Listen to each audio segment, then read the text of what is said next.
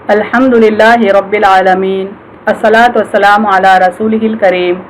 السلام علیکم ناظرین اکرام، یسرنا القرآن نام کی آسان تفسیر کا لیسن نمبر 2.120 ہے، یعنی دوسرے سورے کا لیسن نمبر 120 اور تھیم ہے سورہ بقرہ آیت نمبر 113۔ ٹاپکس کورڈ اس طرح سے: سب سے پہلے word by word and phrase by phrase translation, اس کے بعد تفسیر، آخر میں کچھ امپورٹنٹ پوائنٹس، ایکنالجمنٹ اور ریفرنسز۔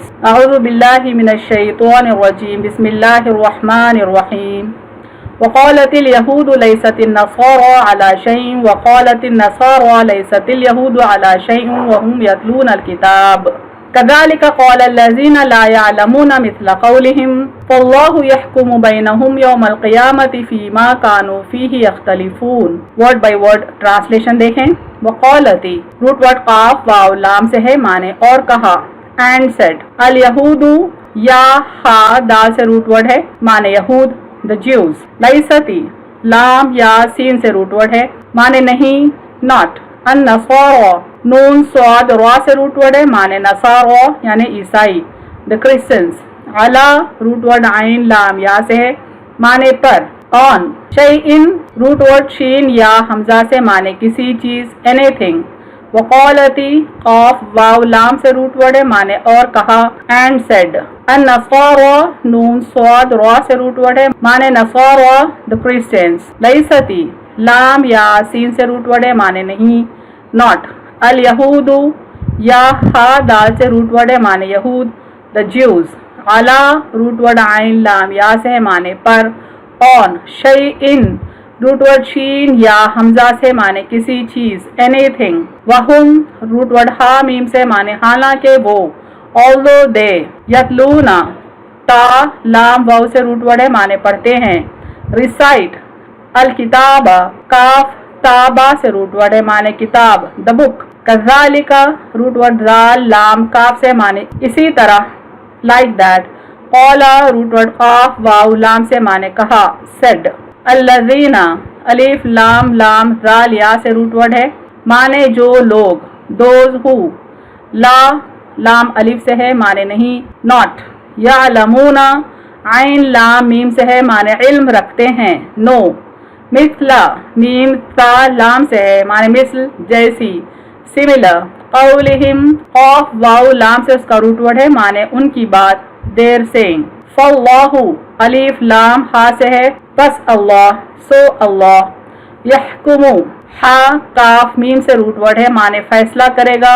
will judge، بینہم با یا نون سے ہے، معنی ان کے درمیان، between them، یوما یا واو میم سے روٹ ورڈ ہے، معنی دن، ڈے، القیامتی قاف واو میم سے ہے، معنی قیامت، ریسریکشن، فی ما فا یا سے ہے، معنی جس میں، ان واٹ، کانو کاف واو نون سے ہے، معنی وہ تھے، دے were، فی ہی فا یا سے روٹ ورڈ ہے، معنی اس میں، ان اٹ، یختلفون خا لام فا سے ہے، معنی اختلاف کرتے، differing. Phrase by phrase translation Urdu میں دیکھیں۔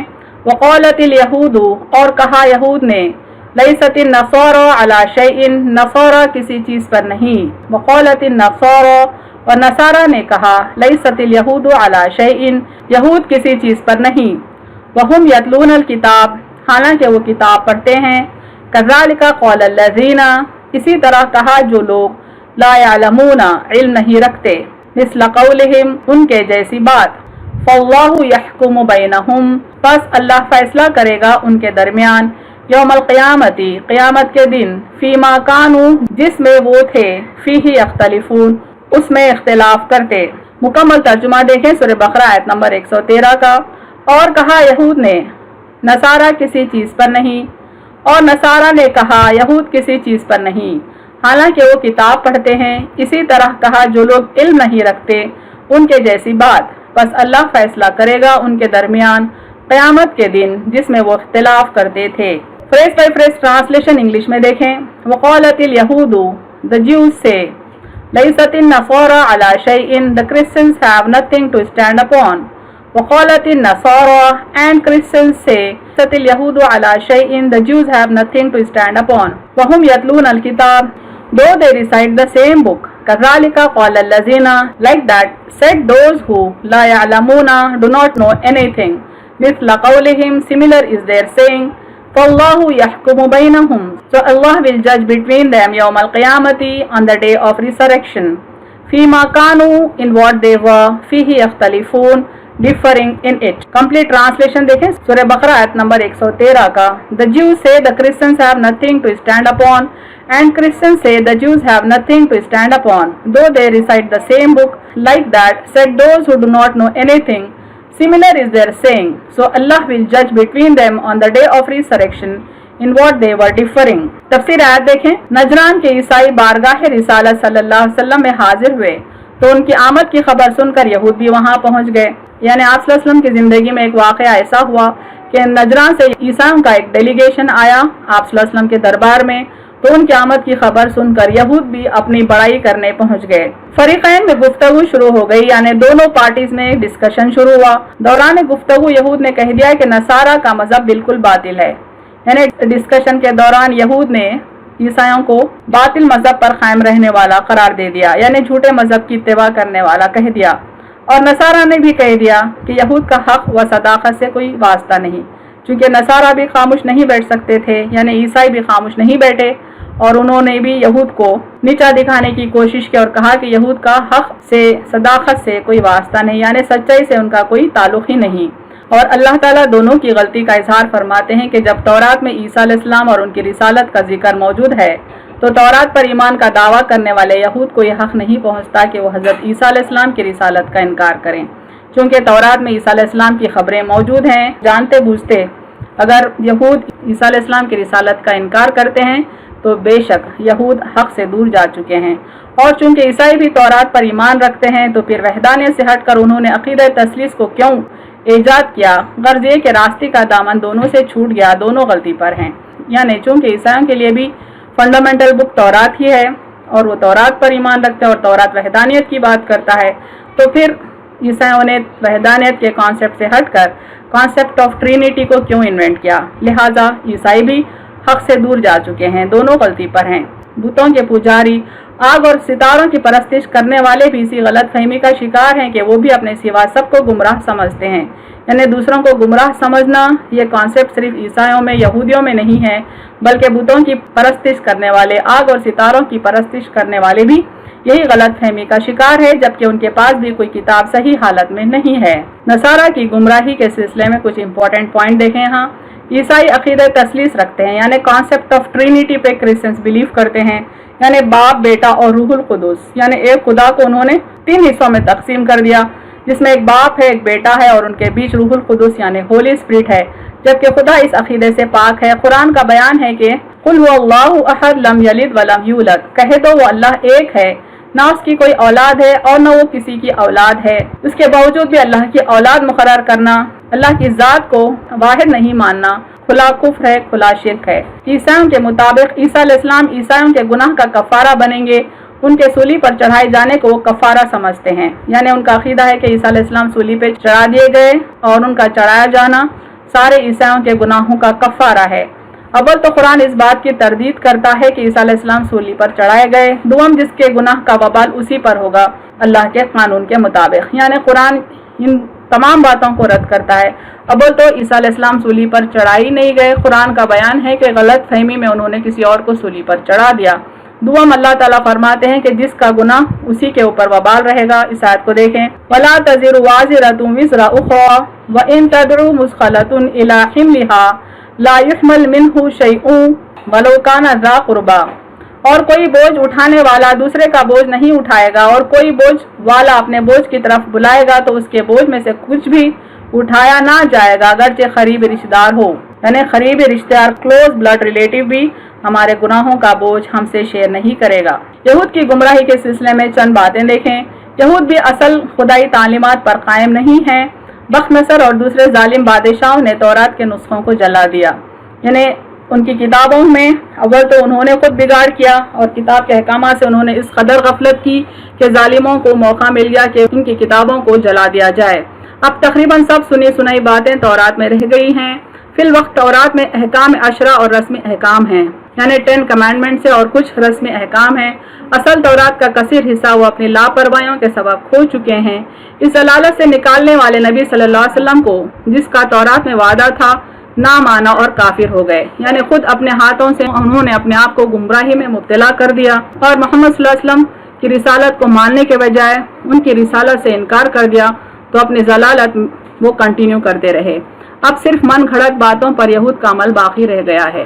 لا علم لوگوں کے عقائد، یعنی یہاں پر وہ لوگ ہیں جو اہل کتاب کے علاوہ ہیں۔ قرآن میں لا علم لوگوں کا ذکر آیا ہے کہ وہ بھی اپنے آپ کو دوسروں سے بہتر سمجھتے ہیں۔ لا علم لوگوں سے کون لوگ مراد ہیں، اس کی کچھ تفصیل ہم یہاں دیکھیں گے اور ان کے عقائد کی کچھ تفصیل ہم یہاں دیکھیں گے۔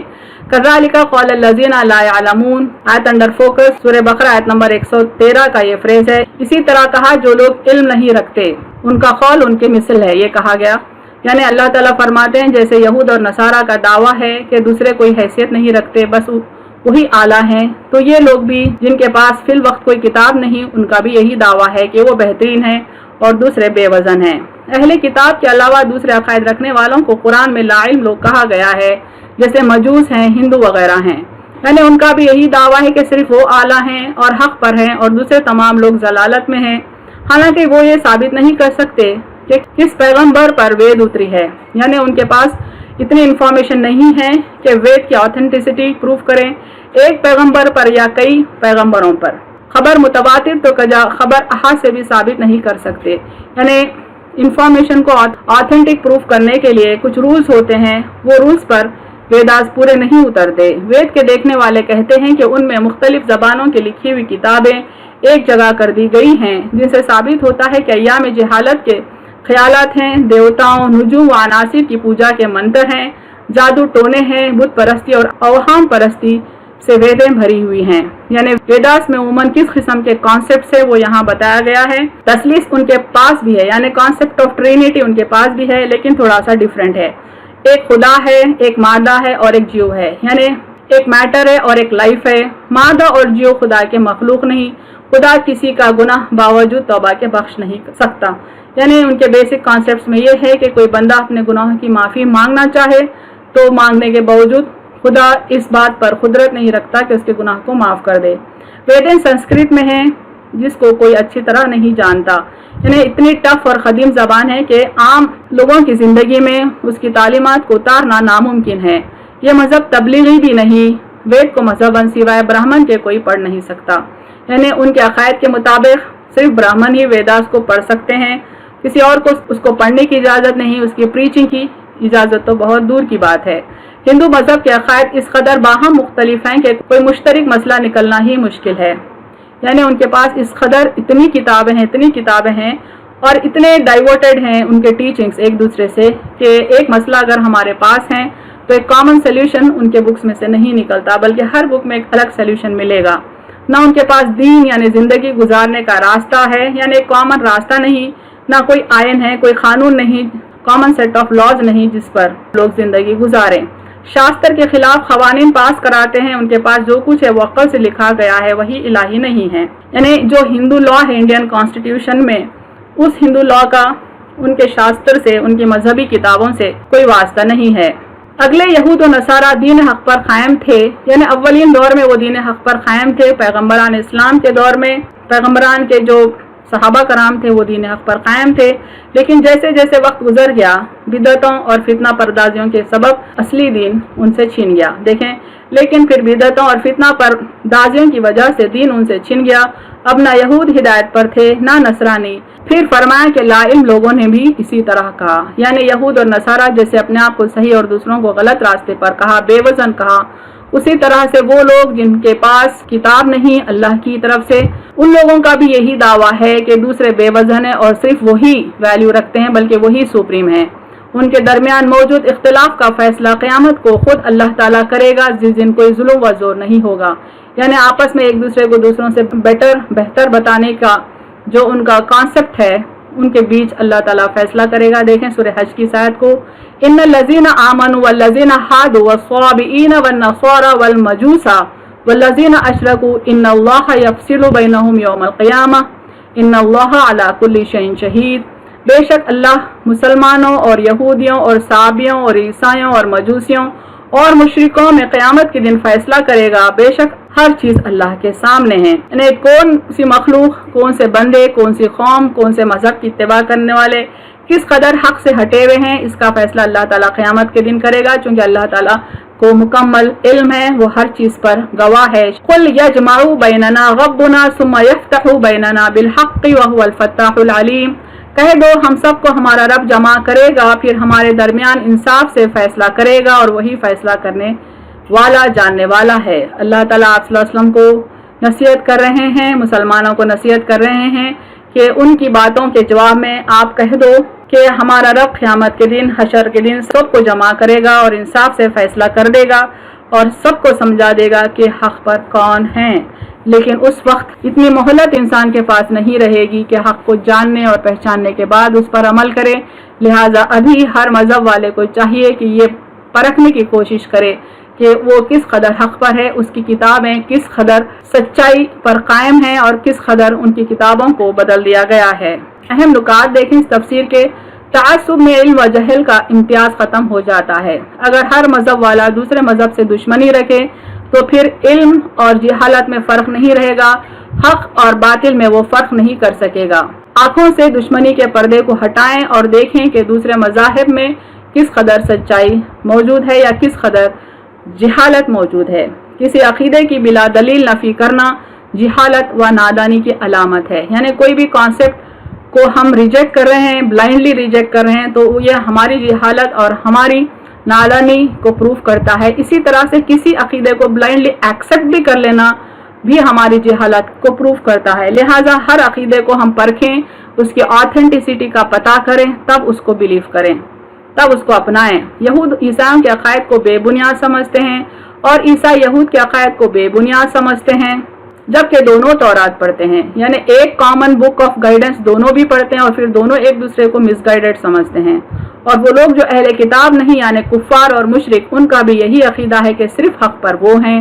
اللہ تعالیٰ فرماتے ہیں کہ قیامت کے دن ان کے اختلافات کو دور کر دیا جائے گا، لیکن وہ وقت حق کو قبول کرنے اور اس پر عمل کرنے کا نہیں ہوگا۔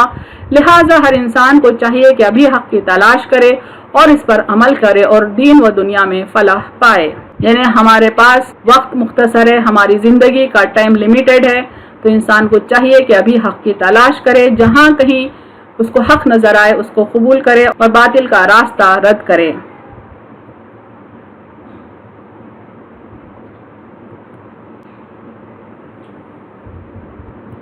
وآخر دعوانا ان الحمد للہ رب العالمین۔